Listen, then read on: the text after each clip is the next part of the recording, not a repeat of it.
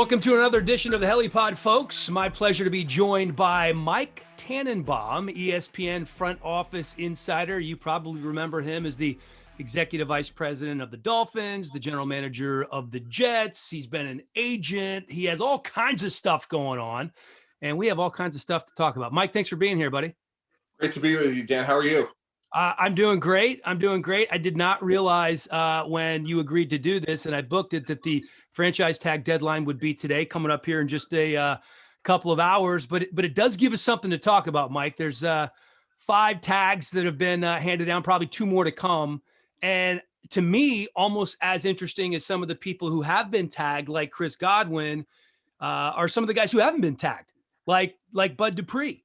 And now that would have been a second franchise tag coming off a torn ACL. Was that one of the more surprising players who didn't receive the tag for you? Yeah, absolutely. And when you look at the pass rushers over the last couple of days, we're taping this Tuesday afternoon. Carlos Dunlap gets cut. Tampa Bay goes with Godwin over Barrett. So Shaq Barrett's going to be out there. And now, as you mentioned, Bud Dupree, that's 3 pass rushers. So somewhat of a surprise. Dupree, I believe, is 28 years old. When healthy, he is a really good pass rusher. Obviously, as you mentioned, the injury. And I wonder if it's a situation where Pittsburgh is saying, like, look, we're going to have to pay TJ Watt. It just may be hard to pay both. So I was surprised that Dupree made it out there. And who knows, maybe they get a deal done in the next week before free agency.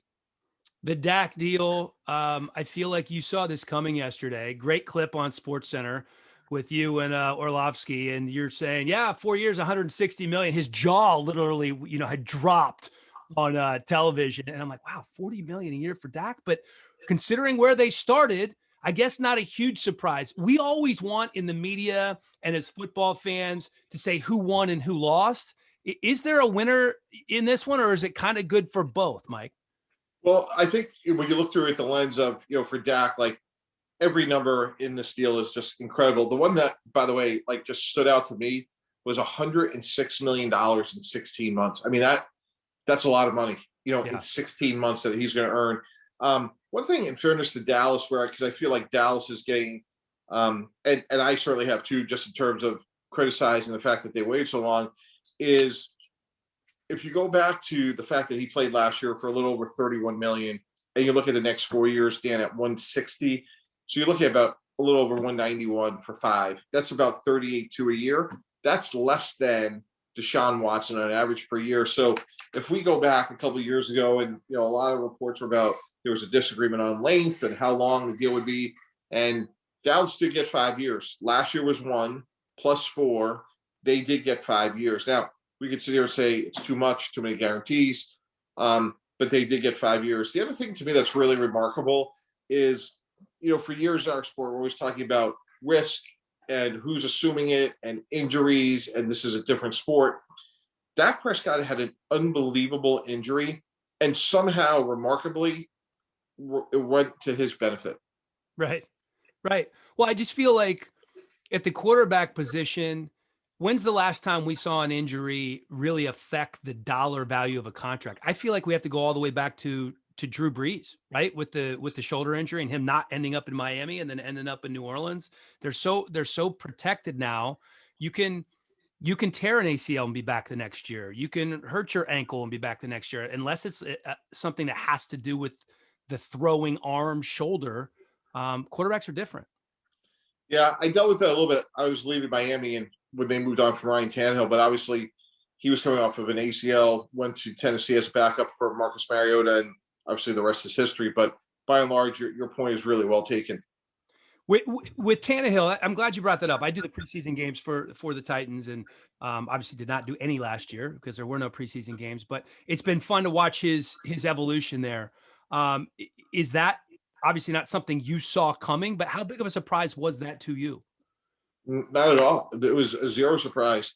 People don't forget, in 2016, he led us to the playoffs in Miami. When he's healthy, he was a really good quarterback. He's remained a really good quarterback. The one thing about Ryan Tannehill that he does a terrible job of is draw attention to himself. He is a selfless guy that has played really good football for a long time. And before I got to Miami, it was interesting. People just felt like he was an up and down player. And I was in the building 10 minutes. I remember talking to everyone. I'm like, this guy's really good. And we extended him at the time, Dan. Like, I mean, it's almost crazy to say this, but we extended him at $17 million a year, which was like a big number. I remember, and it was like a big risk. Like now, like that's almost like a backup. It's incredible. And that was 6 short years ago. And Ryan Tannehill to me is a underrated player. And when you look at what he's done in Tennessee, he's really taken his game to another level. And he's even a better person. So I'm very happy for his success. I do have to agree with you on everything you said there, including the fact these are my words, not yours. He is probably the worst self-promoter of any of the 32 starting quarterbacks. Not super active on social media, perfectly content being a family man living down there in South Florida during the offseason. That's almost an anomaly now. We don't see that as much anymore. Yeah, and that's just the way he's hardwired, the way he was raised. He's a great dad, great husband. Really wants to see other people succeed, but he's a world-class competitor. And people don't understand what kind of ability he has. And I think, Tennessee is obviously, it's been a great situation for him, for Tennessee, and very happy. Well, let's go to Russell Wilson. Obviously, Dallas, one of the destinations that his agent put out there as a possible trade partner. Does not look like the Raiders, are willing to move on from Derek Carr at this point. That leaves two teams, right? That leaves the Bears and the Saints, both of whom have cap issues. I think the Saints are like $50 million over the cap right now. And to me, the question for Russell, because I don't see them really parting ways, is the situation tenable from here on out? And I think it is. I think it's him just kind of throwing something out there to see if it sticks. If you were in Seattle right now as the general manager, what would it take to part with Russell Wilson? Well, the short answer, Dan, is I wouldn't. I would go fly to see Russell, and I'd sit down and really try to work things out. I think the reason he's upset is, here's a remarkable statistic. There's 3 players on offense in Seattle that are not on rookie deals. Like, their roster construction is so lopsided towards defense. Plus, they just gave up 2 1s for Jamal Adams. That's just the way, Pete Carroll wants to build the team. But for me to trade him, gosh, I don't know. Maybe 3 1s. But the object of the exercise is to get a productive, high character, tough, durable, Super Bowl winning quarterback. If he's in your building, like, why would you let him leave? Right. Well, and essentially, and it's funny, Mike, I feel like I've been talking about this every single week since the Super Bowl on the podcast in terms of Russell and DeShaun Watson, but it's fascinating to me. And you talk about a high character guy, DeShaun certainly fits in that mold. Top 5, top 6, top 7, wherever you want to put him, NFL quarterback who just signed that deal. And I've heard you say this before, and I think it's a really good point. Obviously, something has gone wrong in that building, whether it's, with ownership or, whoever in upper level management and DeShaun, but he signed that deal after D-Hop left. So there's a very short window when things went south there. And you don't want to set a precedent if you're in Houston in terms of becoming more like the NBA. And there's obviously a lot of player empowerment going on right now. And, we saw it with James Harden, right? He essentially talked his way out of Houston, and DeShaun's not that same type of guy, but you would not trade him, almost, period, right? There's no ifs, ands, or buts. Yeah, I would put effort and energy, Dan, into trying to solve the problem. And really starts with Cal McNair. There's a reason DeShaun Watson's making $39 million a year. He needs to be the most important person in the franchise. It's not David Culley, it's not Nick Caserio, it's DeShaun Watson. And Cal McNair, somehow you created this, you got to go fix it. And again, as you mentioned, Dan, he signed the contract after DeAndre Hopkins was traded. So something happened. And, it's funny, we talked about Ryan Tannehill before. I ran a couple of head coaching searches in my career where both Chad Pennington and Ryan Tannehill met with some of the coaching candidates. And I said to both those guys, I'm like, look, your job is to play quarterback, but your opinion matters. We believe in you. We trust you. And we want your feedback when you talk to these coaches. And that doesn't mean you're going to make the decision, but your feedback's important. And what's interesting is when you look at what presumably happened, I think that's what DeShaun Watson wanted was, a chance to say, hey, like, here's what I think. And again, I don't know the way that was communicated. It's hard because on the one hand, you want a player to feel valued, feel respected. But on the other hand, they also have to know they're not making a decision. It's a little bit of a fine line. But again, I know in my own experience, being part of those searches, Dan. Like Pennington and Tannehill were like greatly appreciated it. And by the way, so the candidates that talk to those players also, that's one of the reasons they may take the job. Like they want to talk to the starting quarterback. So there's a time and a way to do it. And whatever happened. But it's really up to Cal McNair to sit down, look to Sean in the eye, apologize, own it, and just more importantly, like let's move forward together. Like there's too much success here that we can all accomplish together. Let's put this behind us and work together on how we can solve it moving forward. But if you had to in that situation, you would take a hard line and say, I totally understand where you're coming from, but we can't let you go. We can't trade you. Yeah, that's exactly right. And the way I would approach it though, Dan, is because I do think words matter, is like, look, we signed you to this record-setting contract because we value you. Like you're really important to us, and you received the security that you justly deserve. So this is a long-term relationship, and we hit a bump in the road that we're going to try to work to smooth out. That's where the options are. Now, if you want to retire, we totally understand and respect that. You can do that. But just so we're on the same page, our expectations are we're going to work hard so you have a great year and you're fulfilled and happy here. And I think the decision they really have to make, Dan, at the end of the day to cut through it is we're either going to keep them or trade them. And if we're going to keep them, you got to decide that in March of 2021. And Cal McNair, David Culley, and Nick Caserio have to have a bond that we're not going to read a thing, we're not going to listen to a thing, and we're going. And if we got to go sign Ryan Fitzpatrick or play with AJ McCarron, whatever we got to do, and we'll deal with DeShaun next February. Because at some point what happens is, and I lived this with Darrelle Revis, like I was really worried Darrelle Revis was going to sit out a year. And I knew we had a really good team, but I was scared to death that like I was going to screw it up and he wasn't going to be there. And you're going to have that pit in the stomach. But at some point, he's going to have a pit in the stomach. Like, well, wait a second, the NFL is going to go on without me. Can I really not play? Like, am I really that justified in my position? And there's going to be a couple of moments in time where there's going to be some both really difficult conversations on both sides of the table. How realistic, Mike, is it to say we're not going to read anything or listen to anything? I mean, everybody Dan, says it. Yeah, I was just going to say that. That's such a good point. Because every one of us, like publicly, we're like, when you're with your team, like, oh, we don't read anything, and our heads down. And to a certain extent, that is true. But I mean, it's impossible. And to be candid, really, what happens is everybody around you reads it, and they're like, "Can you believe what that guy wrote about you?" I'm like, "That I didn't matter." I'm like, "What?" And then all of a sudden, like, you peek up, and you're like, "Did they really say that about me? That's not true." And then, like, you get these jobs because you're driven and you're competitive and you believe in yourself. And then, look, when you have the privilege of these jobs, Dan, here's what happens. Like, you're going to get criticized. Like, that's just going to happen.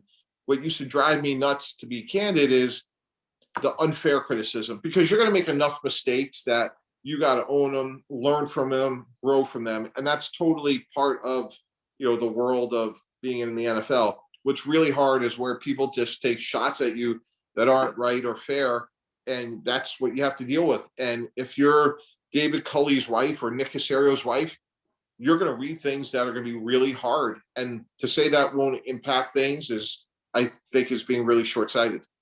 Yeah, we had Sean OHara on a couple of weeks ago, and we were talking about Nick Caserio and that decision that he was going to have to make. And OHara made a great point. He said, do you want that to be your first major decision in Houston, to get rid of the franchise quarterback that's supposed to be there for another 12 to 15 years? I mean, you wouldn't even want to go out and eat in public at a restaurant in Houston. That has to be, I can't imagine. And, I see it all the time. You've been on both sides now, in terms of GM, agent, media.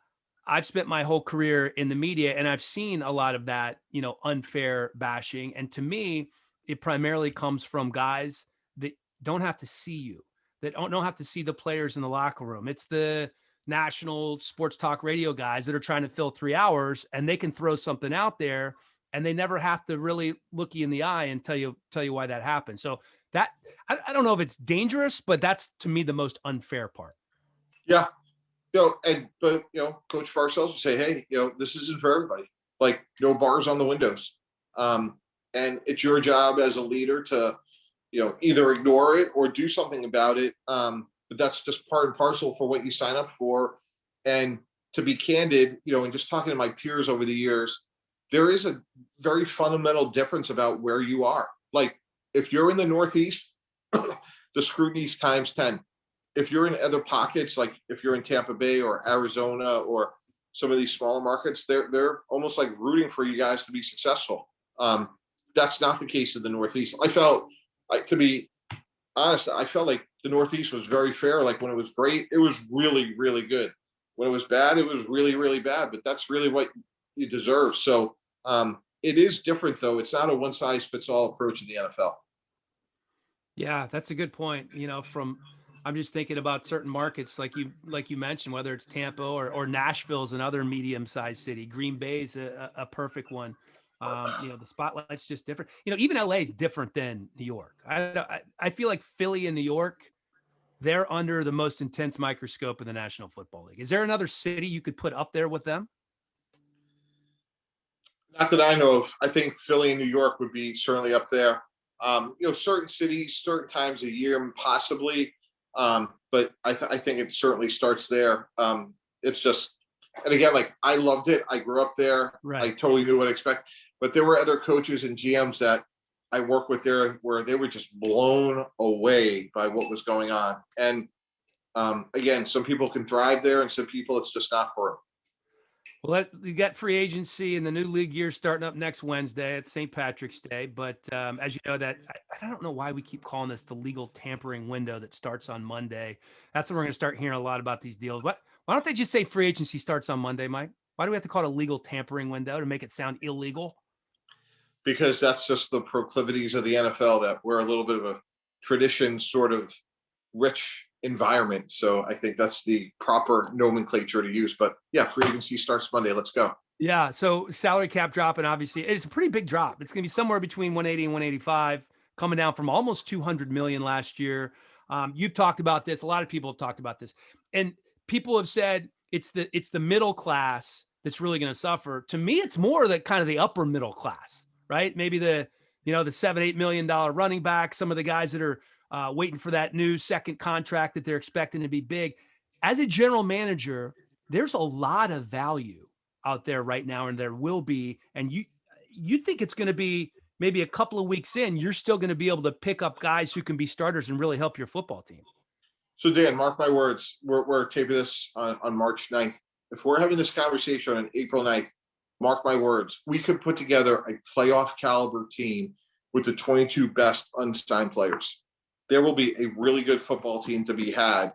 Look at the last 24, 48 hours. Carlos Dunlap, Shaq Barrett, and Bud Dupree are all available. Like, we could right now start off with a really good three set of pass rushers. And there'll be a quarterback out there, maybe expected, maybe unexpected. But we could put together, my prediction is, a playoff caliber team with 22 unsigned players.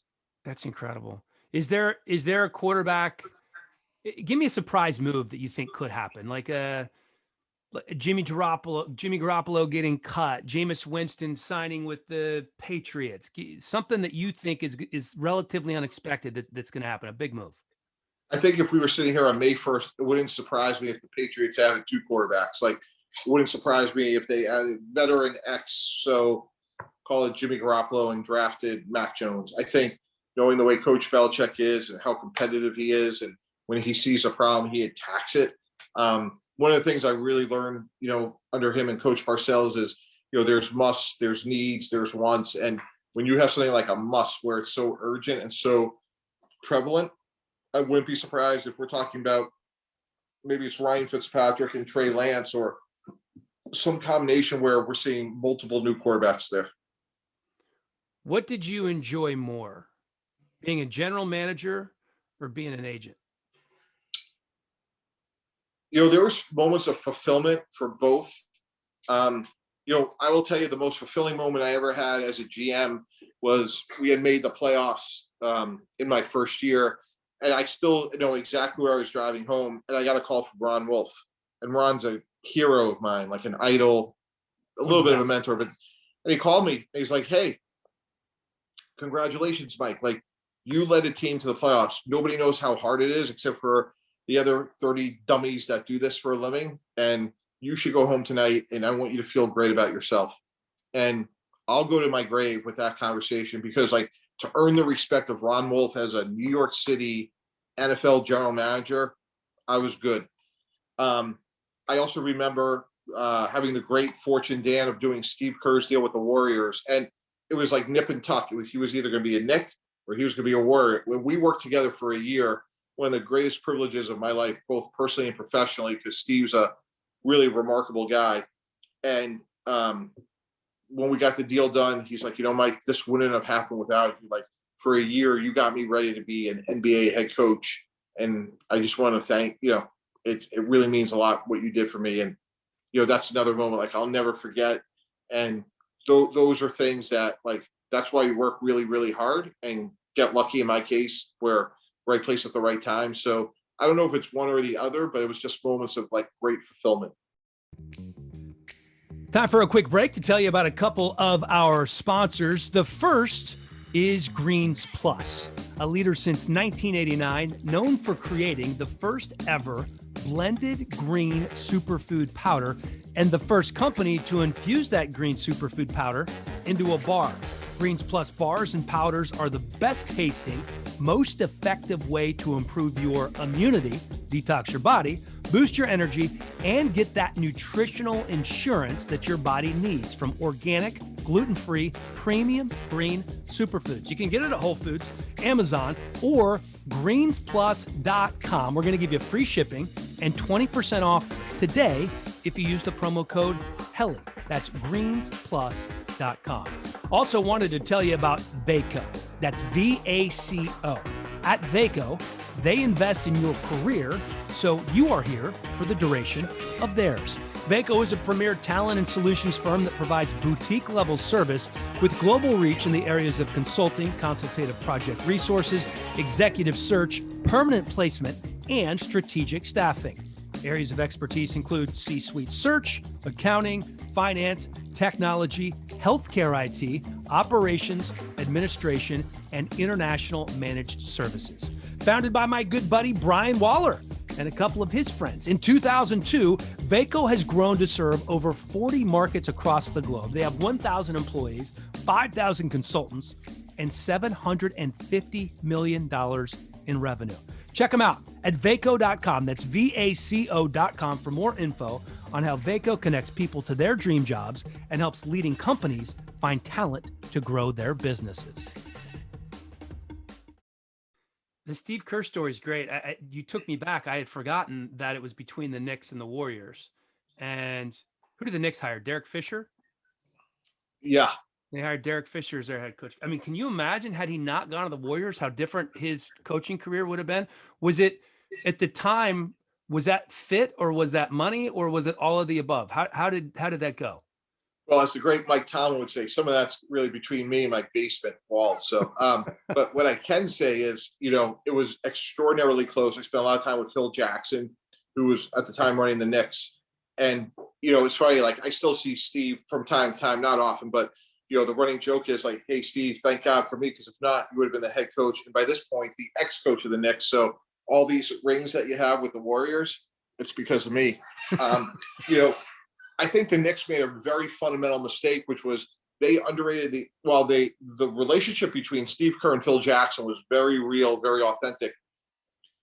Steve had a very, very good relationship with a gentleman named Rick Welch. So at one point, Steve's really an unbelievable guy, great player, Hall of Fame player, obviously broadcaster, but he was also an effective NBA GM, which most people kind of forget with the Suns. Phoenix. Yeah, that's exactly right, Dan. So the person who was the president of the Suns was a gentleman named Rick Welch. Rick went on to become the president of the Warriors. Steve was very close with him. And Steve also had kids that were going to school in the Bay Area. So there was more sort of like connections organically with the Warriors than the Knicks ever thought. And I think they felt like we were bluffing. And I'll never forget, I used this line with the Knicks and I said, look, we've been talking for a long time here, and I want to honor this discussion by letting you know that the Golden State Warriors are a very viable option for Steve.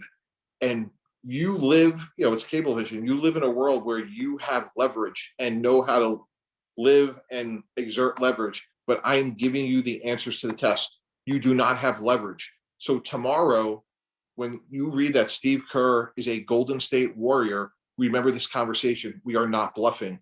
And I know you don't realize that, but just remember this conversation. And that was the last time we spoke, and the rest is history. And I think they always felt that, if Steve would be a Knick, and Steve was a very authentic, transparent person. And I don't think they ever felt that he would not leave, or he would not choose, because of Phil, the Knicks over the Warriors. And obviously the rest is history. How many guys were you representing at the time? I know Dave Blatt was another one. The former Cavs head coach. No, there was a bunch, and maybe the thing I was probably most proud of, there was like Bryce Drew, but there were so many great young coaches that we had identified. We kind of had the system, and I mean, it was great. It was guys now like Matt LaFleur and Anthony Lynn, like guys that we really believed in that could be. I'm like, we are going to load up with as many first rounders as possible. And that was really the part I was really most proud of, was like, I nailed a lot of great young coaches that went on to do great things, and very, very happy for them. And that part was fun and exciting, and felt like I can really help them, get ready, because I've hired a number of coaches in my career, and I felt like going to the other side of the table, it allowed me to kind of give them the answers to the test and really prep them, because it was amazing when I was probably part of like 5 coaching searches, Dan, that how unprepared some people come in for interview. It's like, it was shocking. I'm glad you brought that up, because I always wondered, when you're some of these guys who are interviewing for head coaching jobs, and your team's in the playoffs, or where there's a window right before the playoffs start, and then they've changed it a couple of times. I'm not sure exactly what the rules are now, but I know it does. They're talking about changing it again. Obviously, Eric Bieniemy, a prime example of having been in the Super Bowl the last 2 years. He's at a disadvantage, a strategic disadvantage from getting some of these jobs, because he's doing his own job trying to prepare for these interviews without naming names, because I've heard about to the lengths a lot of these guys do go to prepare.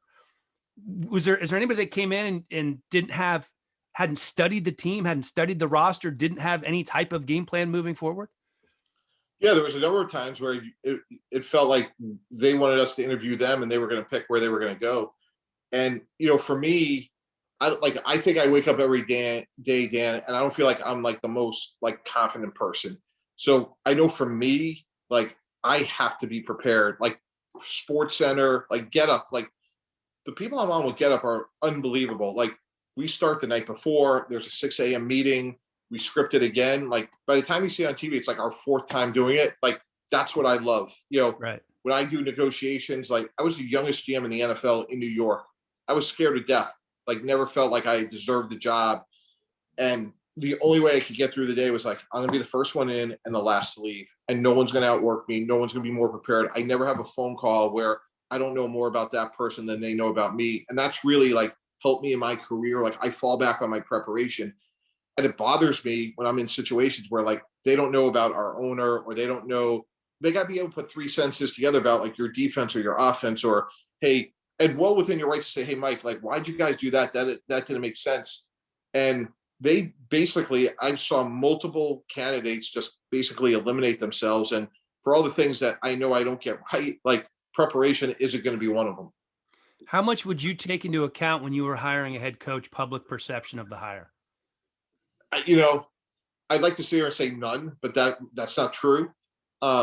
It's going to be a factor. It just is. But I also feel like sometimes it's an opportunity. I'll give you a great example. Like Rex. Rex Ryan was passed over multiple times. And we knew that, Rex is one of these guys that goes through life where I don't know one person who doesn't have a strong opinion about Rex. People either love him, or people, let's just say, don't love him. His bravado isn't for everybody. But for some, like, players would walk on water for him. And we did enough research down, like, we knew exactly what we were getting. I felt very confident in our process, and it was exactly what it turned out to be. Like, Rex was tremendous. It was a great hire. And, there was some blowback, but for us, it was the right guy at the right time. And 2 championship games later, it turned out to certainly be the right decision. It's funny you said about Rex, because I had certainly an opinion of Rex where I thought he was just way too out there, and he made it difficult on players with some of the things he would say in the media. But in reality, I think he was taking some of the pressure off the players. And the guys who I've talked to about Rex, to your point, LaDainian Tomlinson and Deion Sanders, love the guy. Absolutely love the guy. Yeah, LT was so for our program. Like, LT is such a special guy. Like, awesome. I just wish we could have won a Super Bowl for him. And just really, like, I couldn't say enough great things about him. And he really connected with Rex. And not to like stereotype here, but like, you know, oftentimes a defensive head coach isn't going to resonate with the offensive guys. Like, there's a little bit of, you know, especially when you're someone like Rex, where like you were coming out of the womb, let's say, because of your dad, you know, so sometimes there's a little bit of like, hey, you guys got that side of the ball, let me know what happens. But Rex really worked hard to have great relationships with Sanchez or Tomlinson. And that was one of the reasons we were so successful. Like, those guys would walk on water for him. Let's delve into your old team, the Jets, and what they're facing right now. Can you afford to roll the dice again? If you look at Darnold and you're, you know, Mike LaFleur and Robert Saleh, and you say, you know what, he hasn't been really given the opportunity to flourish. I think we can give him that. We have draft capital, you know, we have room to sign some free agents. He's going to be healthy. Can you afford to roll the dice with him? If you're not sure, you think he's going to be okay, with the lack of talent coming up in next year's draft at quarterback, because it is slim pickings. Yeah, I think you just answered the question, which is, if you're not sure, then I think that answers the question. At some point, to me, like, greatness has to manifest itself. And I think Sam Darnold has a chance to be good. He had 22 interceptions in college. He has 39 in his first 3 years in the pros, 7 fumbles. I think he's a great person and wants to be great. I think he has a chance to be good. But boy, if we sat here, Dan, and we just watched 50 plays on Sam and 50 on Zach Wilson, in my opinion, I go with Zach Wilson. I think he has a chance to be great. And here's something else that's really interesting. Like, if we had, as part of this conversation, Sean McDermott, and Sean, we said, hey, Sean, you have a magic wand and you can wave it. Who do you want to defend for the next 5 years at the Jets? Do you want to have to defend Sam Darnold or Zach Wilson? He answered that question. And here's my point. In my career, I had the great fortune of working for great defensive coaches: Bill Parcells, Bill Belichick, Eric Mangini, Rex Ryan. 100% of the time, Dan, they wanted to procure offensive players they struggled defending. So tight ends, slot receivers. Like, look at Belichick. Look at all the slot receivers he's acquired. Look at all the tight ends, because it's hard for him to defend those players. Look at Rex. He loved Brad Smith. He wanted Tim Tebow. He wanted quarterbacks that could make plays with their feet because he can't defend it. Sean McDermott drafted Josh Allen, who is a guy that can make plays outside the pocket, great arm strength, great athlete. Zach Wilson isn't as big as Josh Allen, but is very stylistically similar. So if Sean McDermott was on this podcast and we said, hey, Sean, congratulations, you now have the superpower to decide who you have to defend at the Jets, I promise you he'd rather have to defend Darnold than Wilson. That's a great point. Mike, you got to update your 33rd team rankings, dude. You have Justin Fields as your number 2 quarterback right now. Yeah, we'll get on that. And I appreciate you mentioning that, 33rdteam.com. And there's a whole bunch of us, GMs, head coaches, and we sit around and talk about things like that. And we will adjust those rankings accordingly as soon as this podcast is over. I was just checking out the website. Tell me a little bit more about it. It's a football think tank. You have a lot of people involved. I saw you had a friend of mine, Jade McCarthy, who's been writing some stuff for the website as well. Tell me a little bit more about 33rd Team. Yeah, Dan, I totally stumbled into it. So I had the good fortune of getting hired by ESPN right when Bill Pulliam was retiring, and they asked me to do the draft. So I went to Bristol, Connecticut, and Amherst, Massachusetts, about 45 minutes away. I went there. My family and I do a lot there. We provide scholarships for people that want to get involved in sports. So we basically hired a few really smart grad students in their sport management program and created like a little bit of a database. And then like very quickly, like I realized like there's coaches from Wade Phillips, Eric Mangini, countless others that are between opportunities that want to stay current. And before the pandemic, we started having these Zoom calls. And I remember like getting off of one of them and we're watching tape and ranking players. I'm like, told my wife that I'm like, like it's weird. Like these Zoom calls like work pretty well. Like I'm not like in a draft room, but it's pretty close to normal. And then sure enough, like the world changed and it really,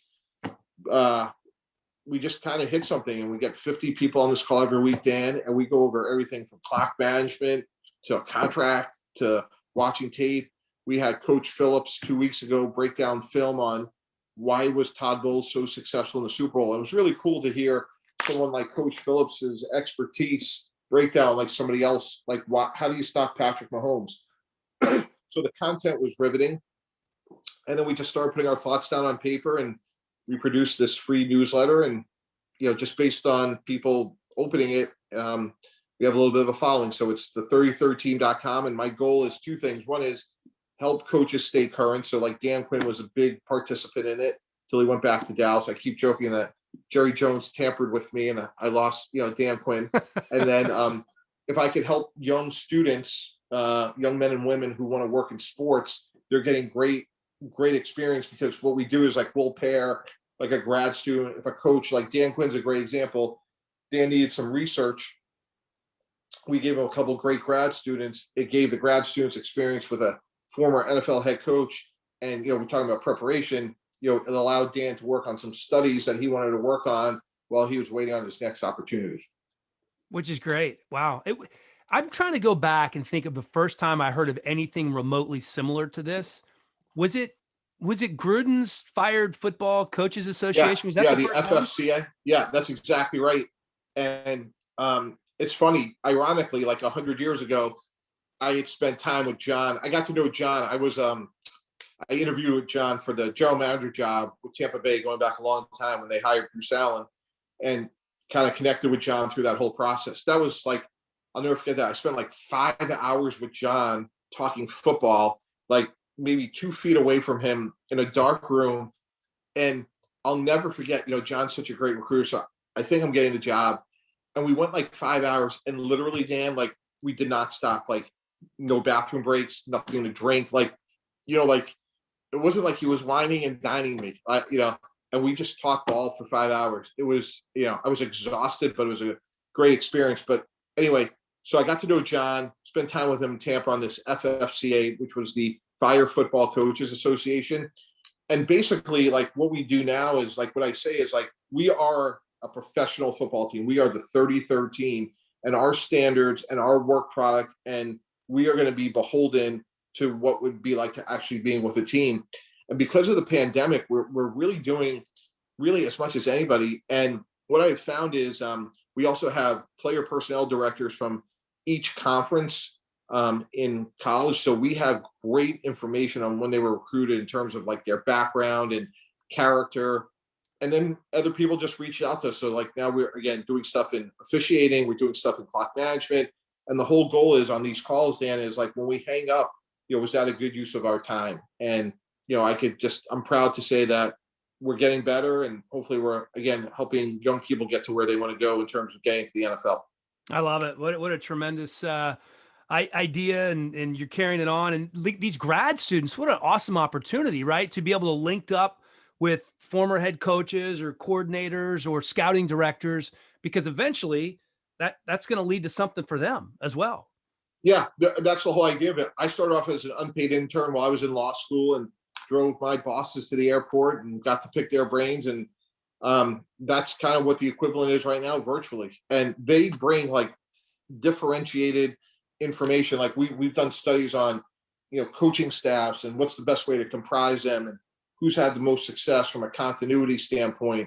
There's a lot to look at. And I think too, like where our sport is, Dan, like I'm not sure this would have worked 15 years ago, because I think people are much more open-minded now. You see more women involved. You see more analytics. Like you see people with different backgrounds. And I think the landscape is much better and much more receptive for different ideas than it was, 10, 15 years ago. With the 33rd team, I'm sure you're talking about some of these draft prospects that are coming out, and you're probably dealing with the same challenges that a lot of these scouting departments around the NFL are going to be dealing with. There's no combine. a bunch of big time players opted out. So you're going to be faced with the prospect of potentially spending a first round draft pick on a guy that you haven't seen on the football field in well over a calendar year. When you combine all these different circumstances, to me, I look at it and I just say teams are going to be less likely to take risks, and they're going to put more of an emphasis on the actual tape that they have seen. Is that a fair assumption?